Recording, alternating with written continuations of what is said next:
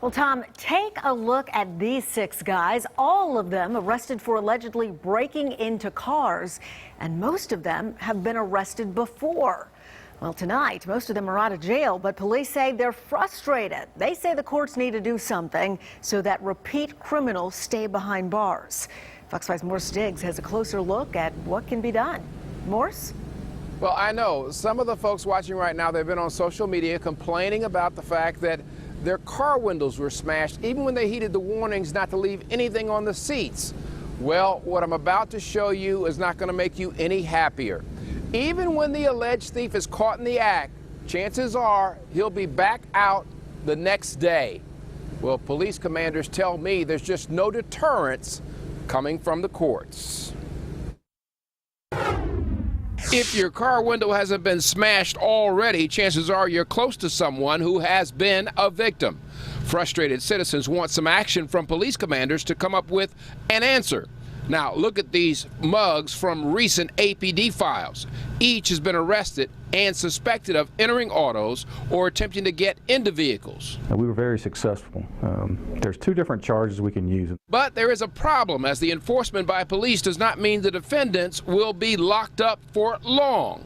And we can tell the people that use the lots, and hey, we're doing something proactive. And then come to find out, when we look back for the last couple of weeks, they're getting signature bonds and being out of jail the same day or the next day. The Xavier Evans case is one example of what police see as a court decision that carries no deterrence. The individual allegedly went onto a downtown lot, used a screwdriver to open up a truck and steal items.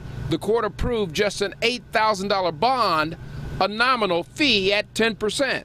And so all the work done by this police commander's officers leaves them feeling frustrated when they go home. And to work their off days to try and catch these criminals that are really driving the sense of unsafeness that our citizens feel downtown. And then to see them get out of jail the same day or the next day and come back to the office looking for their property. By law, we have to give them their property back.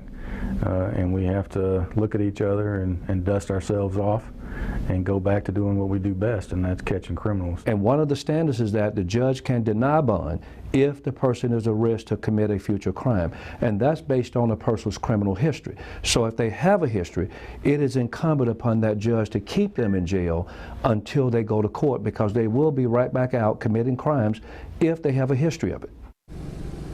Now, that last perspective comes from a local attorney who used to wear the black robe as a judge. And that last comment you heard from Commander Crayer, really think about it. You have a suspect, maybe you've put him in handcuffs the night before, the very next day you're in the police zone, and he comes in demanding his confiscated personal property back. It leaves the officers in the precinct shaking their heads. Reporting live from Zone 2 in Buckhead, I'm Morse Diggs, Fox 5 News.